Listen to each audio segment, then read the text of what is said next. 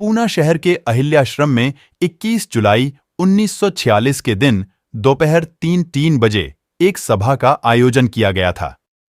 इस अवसर पर महिलाओं तथा पुरुषों की भारी भरकम भीड़ को संबोधित करते हुए डॉ. बाबा साहेब अंबेडकर ने कहा, भाइयों और बहनों, यहां चल रहे सत्याग्रह का सिंहावलोकन करने के लिए आज हम सब लोग यहां इकट्ठा हुए हैं। अपने सत्याग्रह का खबरें भले थोड़ी थोड़ी ही क्यों न हो, अखबारों में छापी गई हैं, लेकिन आपने देखा होगा कि अखबार वालों ने जो कुछ छापा है उसमें सत्याग्रह के बारे में थोड़ी सी भी सहानुभूति या आदर की भावना नहीं दिखाई गई है। उन्होंने लिखा है कि इस सत्याग्रह में केवल महार लोग ही शामिल हैं, क्योंकि मैं केवल महारों का ही नेता हूं। उन्होंने प्रचार किया है कि मेरे साथ अन्य कोई भी नहीं है। इस तरह का प्रचार आजकल की बात नहीं है, वे हमेशा ही ऐसा करते आए हैं। पता चला कि विदेशों में भी उसका थोड़ा असर हुआ है। कल कमीशन की ओर से पार्लियामेंट में एक भाषण हुआ था। उसमें कहा गया है कि मैं पूरे भारत का नेता नहीं हूं, मेरे पीछे मध्य प्रांत और मुंबई के कुछ लोग हैं, बस। उनका यह कथन असत्य, चालाकी भरा और घातक है। हाल ही में हुए बंगाल के चुनावों से उनके कथन का झूठ साफ हो जाता है। भारत के पूरे अस्पृश्य समाज का समर्थन मुझे प्राप्त है। बंगाल का चुनाव इसका सबूत होगा, क्योंकि बंगाल में कोई महार नहीं है। बंगाल में नामशूद्र नामक जाति है। इन नामशूद्रों ने मुझे चुनाव में जिताया है। अब मैं उनसे पूछना चाहता हूं कि आपके कथनानुसार अगर मैं भारत के सभी अस्पृश्यों का नेता नहीं हूं तो मैंने बंगाल से चुनाव जीता कैसे? अंग्रेजों ने कई बार घोषणा की कि अस्पृश्य समाज भारत की स्वतंत्र जमात है, लेकिन कैबिनेट मिशन द्वारा अस्पृश्य समाज का कभी नाम नहीं लिया गया। उन्होंने अस्पृश्य समाज का नाम शामिल नहीं किया। उसी समय मैंने संविधान समिति में शामिल होने का निर्णय लिया। अस्पृश्य समाज के कल्याण के लिए मेरा संविधान समिति में शामिल होना बेहद जरूरी था। संविधान समिति में मैं न पहुंच पाऊं, इसलिए कांग्रेस ने कई षड्यंत्र रचे। महाराष्ट्र के बहुत कम लोग बड़े हैं, उनमें मुझे शामिल न करने वालों को मूर्ख ही कहा जा सकता है। म्योट जयकर को कांग्रेस ने खत भेजा कि संविधान समिति का चुनाव आप लड़िए। मेदार मुंशी को बुलाया गया और कई अन्य लोगों को आमंत्रित किया गया। इतनी सुहागनों के बीच वास्तव में उन्हें मुझे भी कुंकुम लगाना चाहिए था, लेकिन उनकी कोशिश मुझे विधवा बनाने की ही रही। उन्होंने इसके लिए बहुत कोशिश की, इसीलिए सुख से रहने के लिए मैं मुंबई छोड़कर बंगाल में चला गया। वहां मैंने महार जाति के लोग न होते हुए भी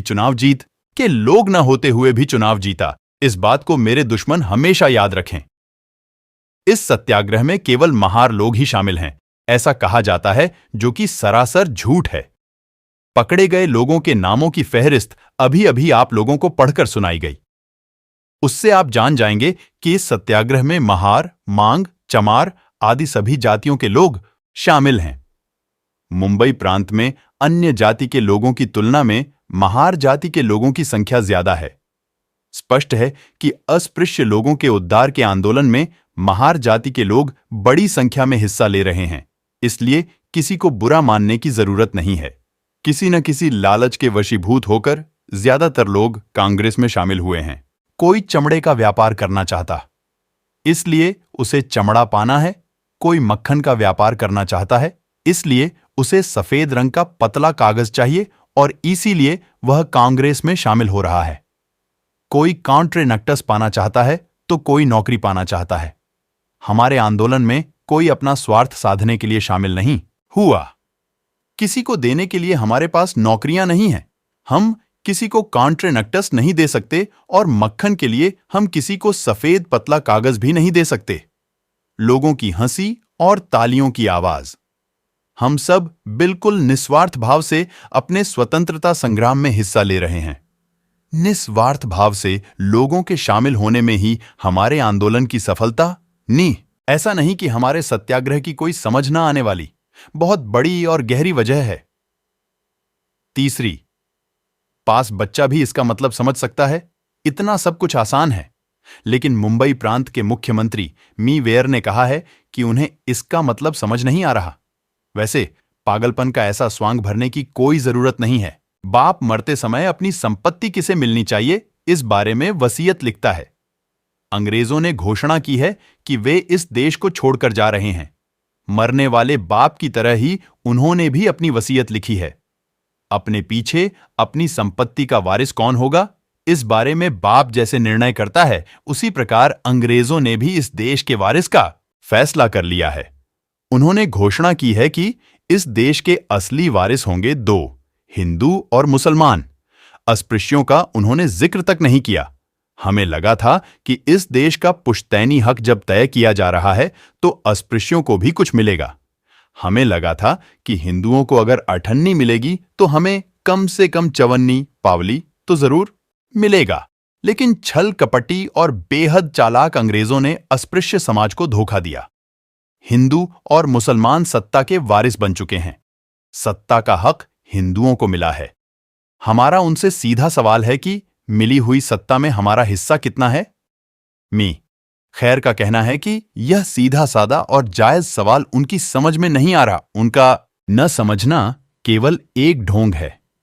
इस तरह अनजान बनने से कुछ हासिल नहीं होगा। इस देश में सुखपूर्वक राज करना हो तो हिंदुओं को हमारे सवाल का जवाब देना ही होगा। अब तक हिंदुओं ने इस सवाल का जवाब नहीं दिया है। इसी कारण हिंदुओं से हमारा झगड़ा है। अंग्रेजों से झगड़ने में कोई फायदा नहीं। मरे हुए बाप से पुश्तैनी अधिकार के लिए लड़ने में कहां की समझदार है। हमारी लड़ाई मुसलमानों के साथ नहीं है, क्योंकि वे हमारा विरोध नहीं करते। मुसलमान बहुल प्रांतों में हमारी मांगें पूरी करने के लिए वे तैयार हैं, लेकिन कांग्रेस को हमारे हकों के बारे में सार्वजनिक घोषणा करनी होगी। केवल खोखली बातों से अब काम नहीं चलेगा। हमारी मांगों के संदर्भ में कांग्रेस को तुरंत श्वेतपत्र जारी करना होगा। इसके अभाव में अगर ऐसा नहीं हुआ तो पुणे में शुरू हुए सत्याग्रह की ज्वाला पूरे देश में फैलने में समय नहीं लगेगा। हमारी मांगों की पूर्ति के लिए सभी प्रांतों में हमें लड़ाई छेड़नी पड़ेगी। आज की हमारी लड़ाई अहिंसात्मक है। हमने अहिंसा का प्रभावी अस्त्र धारण किया है। अहिंसा के बारे में गांधी की अपनी एक व्याख्या है, लेकिन मेरी व्याख्या गांधी की व्याख्या से पूरी तरह अलग है। तुकाराम बुआ की जो थी वही अहिंसा की व्याख्या मेरी भी है। तुकाराम की व्याख्या के अनुसार मराठी भाषा में है, दया तिचे नाव भूतांचे पालन एक आणिक निर्दालन कंटकांचे, यानी प्राणियों पर दया जरूर करें लेकिन दुष्टों का दमन भी करें। मुझे भी यही सही लगता है। इस व्याख्या का अनुसरण करते हुए हम अहिंसक सत्याग्रह करेंगे ही, साथ ही कंटकों का खात्मा भी करेंगे। हमारे सत्याग्रह का आज भले उन पर कोई असर नहीं हुआ हो, लेकिन कुछ समय के बाद उनकी गर्दन हमारे सामने झुकने ही वाली है। अलग चुनाव क्षेत्र की हमारी मांग उन्हें माननी ही पड़ेगी। हमारी अलग चुनाव क्षेत्र की मांग कांग्रेस के मन में डर का हौवा पैदा करती है। हमें अलग चुनाव क्षेत्र मिलने से देश का बड़ा नुकसान होगा, ऐसा उन्हें लगता है। लेकिन उन्हें इस प्रकार डरने की कोई जरूरत नहीं है। अलग चुनाव क्षेत्र से किसी का नुकसान नहीं होने वाला है। सिखों को अलग चुनाव क्षेत्र दिया गया है और इसके कारण देश दो फाड़ नहीं हुआ है। 1934 तक जिन्ना कांग्रेस में थे। वे जब कांग्रेस में थे तब कांग्रेसी उनकी भगवान की तरह पूजा किया करते थे। उनकी देशभक्ति के स्मारक के तौर पर कांग्रेस ने मुंबई में जिन्ना हॉल के नाम से एक इमारत खड़ी की थी। यही जिन्ना अलग चुनाव क्षेत्र से ही हमेशा चुनाव जीतते आए हैं, यह कोई ना भूले। जिन्ना के अलग चुनाव क्षेत्र के कारण अगर देश का कोई नुकसान नहीं हुआ तो अस्पृश्यों को अलग चुनाव क्षेत्र देने से देश का बड़ा नुकसान होगा कहने का कोई अर्थ नहीं। मैं पिछले 20 सालों से इस देश की राजनीति में हूं। इन 20 सालों में देश के लिए नुकसानदेह साबित हो ऐसा कोई कार्य मैंने नहीं किया। मेरे मित्र गोवले को इस बात का पता है। गोखले मुझे अपना दोस्त मानते हैं कि नहीं पता नहीं, लेकिन मैं उन्हें अपना दोस्त मानता हूं। हंसी वायसराय की काउंसिल में अंग्रेजों को जोर देकर सवाल पूछने वाला अकेला मैं ही था। इन लोगों ने असली अंग्रेज को देखा नहीं होगा। देखा तो वे बौखला जाएंगे। हमारी लड़ाई हमेशा सिद्धांतों के लिए होती है। हमारा झगड़ा 6 करोड़ अस्पृश्य जनता की ओर से है। हमें राजनीतिक सुरक्षा चाहिए। मुर्गों के कारण अथवा धूर्तों के कारण हमारा कोई नुकसान न हो, इस प्रकार उस सुरक्षा का स्वरूप होना चाहिए। हमारे आंदोलन में मूर्खों के लिए तथा धूर्तों के लिए कोई स्थान नहीं। हम ऐसा आंदोलन खड़ा करना चाहते हैं जिसमें लुच्चों लफंगों के लिए कोई जगह नहीं होगी। अन्य लोगों की तरह हमें भी आजादी चाहिए। हमें किसी की भी विदेशियों की अथवा स्वदेशियों की गुलामी नहीं करनी। हमें आजादी चाहिए, लेकिन उसी के साथ हमें प्रजातंत्र भी चाहिए। सत्ता अगर कुछ गिने चुने लोगों के हाथ गई तो इसका कोई भरोसा नहीं कि हमारे अच्छे दिन आएंगे।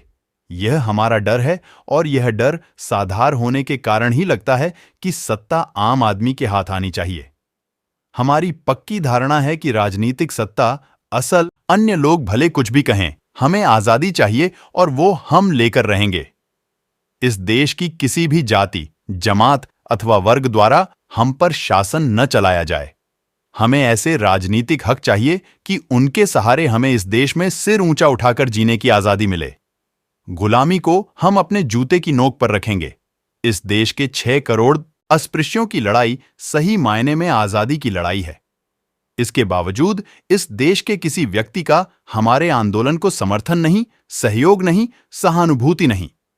पोस्ट की हड़ताल हो तो उसे सबका समर्थन मिलता है।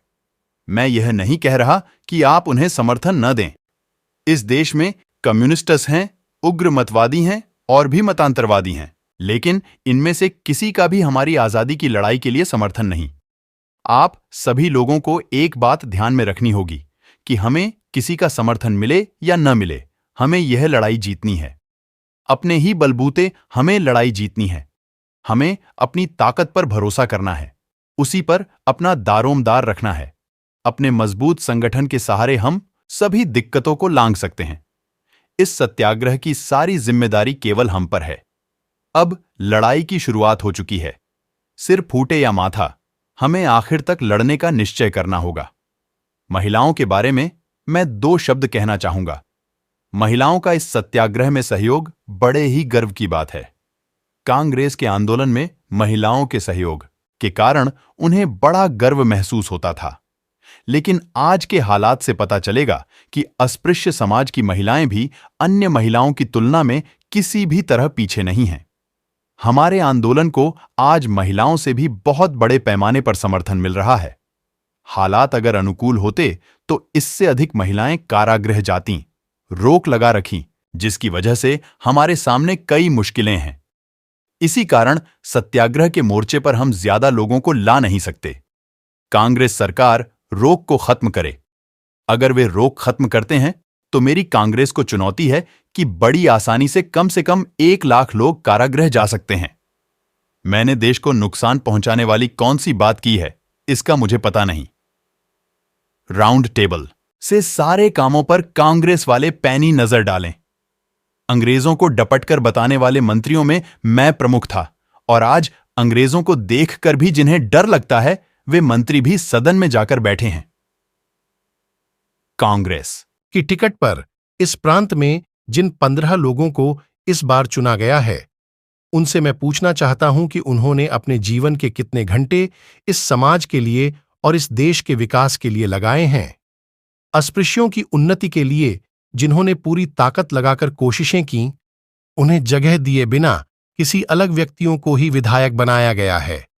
गरीबों का राज आए, प्रजातंत्र का शासन हो, और अगर कांग्रेस की इच्छा हो तो पिछले 2000 सालों से जिन्हें हमेशा दबाया गया, उन 6-7 करोड़ अस्पृश्यों को उनके उचित व अत्यावश्यक हक मिलने चाहिए।